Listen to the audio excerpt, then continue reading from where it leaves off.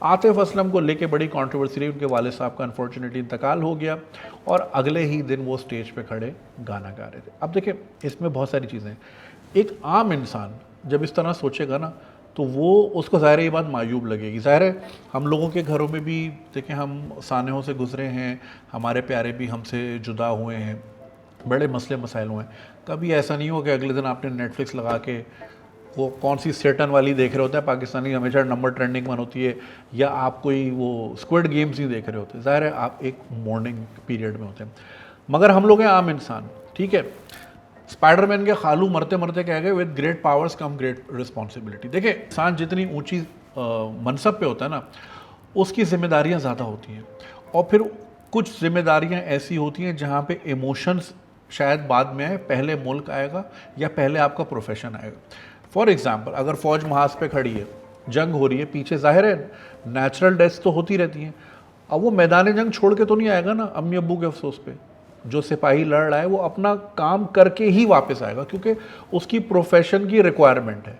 Same goes for any other profession जहाँ पे आपकी पोजीशन बड़ी सेंसिटिव हो। आप समझ रहे हैं मेरी बात?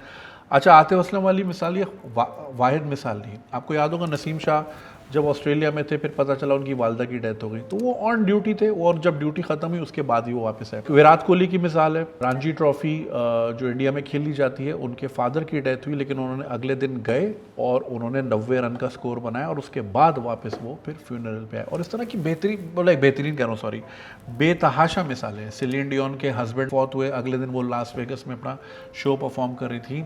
एरिक क्लैप्टन का बेटा जो है इस दुनिया से चला गया, तो उसने उसके चंद ही दिनों बाद कॉन्सर्ट किया, और टीयर्स इन हेवन उसका बड़ा मशहूर गाना है, वो भी उसी की याद में बनाया है।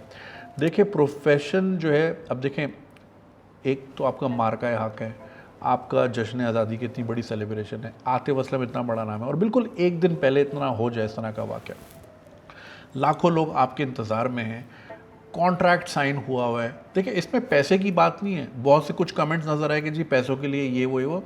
आतिफ असलम, मैं जब कॉलेज में था भाई, उस वक्त से सुपरस्टार है। अब मेरे बच्चे कॉलेज जाने वाली उम्र में आ गए हैं, तो वो उस वक्त से सुपरस्टार है। अल्लाह का लाख शुक्र है, उसको पैसे की कोई कमी नहीं है। वो एक आध शो अगर छोड़ दे, वो सड़क पे नहीं आ जाएगा। प्रोफेशनल इंटेग्रिटी एक चीज़ होती है, कॉन्ट्रैक्ट एक चीज़ होती है। मसला ये है, ये हम आम लोग हैं, हम उस पोजीशन को नहीं समझ सकते। दूसरी चीज़ ये, हम वो हैं जो नानी दादी फुप्पा ताया सबकी हल्की से छींक पे भी छुट्टी ले लेते हैं और काम से दस्तबरदार होकर घर बैठ जाते हैं। तो हमारा माइंड वो कंप्यूट ही नहीं कर सकता कि यार, मतलब घर में डेथ हो गई और वो गाना गा रहा है।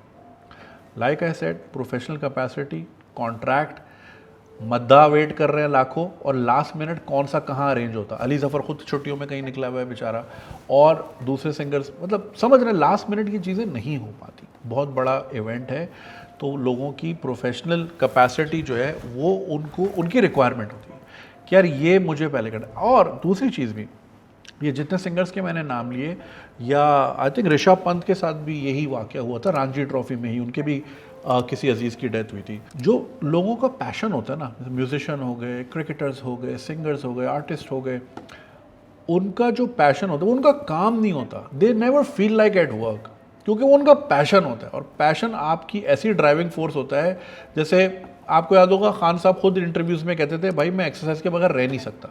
जेल में भी मशीनें मांगते रहे, फिर अल्लाह अल्लाह करके मिल गई मशीनें। क्योंकि ये जो आपका पैशन होता है ना, ये आपकी ज़िंदगी का ऐसा हिस्सा बन जाता है कि you can't function without it. Secondly, आपके लिए वो चीज़ बड़ी थेराप्यूटिक हो जाती है, आपका जो काम होता है। ऋषभ पंत ने यही कहा था कि I found it very therapeutic. Eric Clapton ने भी यही बात की थी कि मैंने अपने पेन को प्रोसेस अपनी परफॉर्मेंस के ज़रिए किया।